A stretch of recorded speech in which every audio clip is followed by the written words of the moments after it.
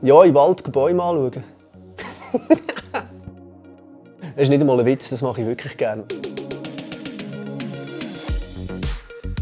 Ich bin Matthias Bolliger, ich arbeite beim Archäologischen Dienst Kanton Bern im Dendrolabor. Das Prinzip ist ja, dass jeder Baum pro Jahr einen Ring bildet. In einem guten Jahr einen breiten, in einem schlechten Jahr einen schmalen. Eine Zeit lang überlappt sich das Muster mit den anderen Bäumen. Man muss sich dann wie einen endlos langen Baum von heute bis ein paar tausend Jahre vor Christus vorstellen. Der setzt sich aber zusammen aus ganz vielen verschiedenen Einzelbäumen, die sich überlappen, die Jahresmuster. Auch wieder grob unterteilt, sagen wir, Pfahlbauten.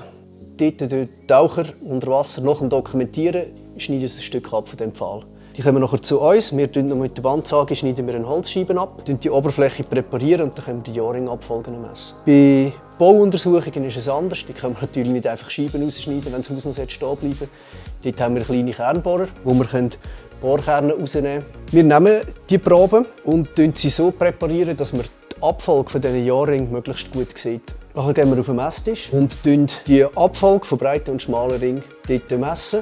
Die Abstände werden automatisch im Computer gespeichert.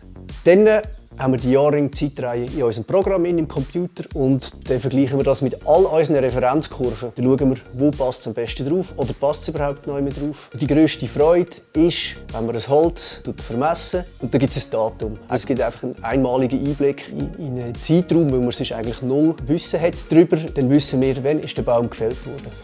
Zum Beispiel im Jahr 4120 vor Christus im Frühling. Das ist natürlich extrem genau. Und da ist die Bedeutung vor allem gross für die Pfahlbauforschung, weil wir dann endlich die Siedlungen genau datieren können. Zum anderen arbeiten wir viel mit historischen Häusern, weil die Leute einfach das Baudatum vielleicht von ihrem Bauernhaus wissen wollen.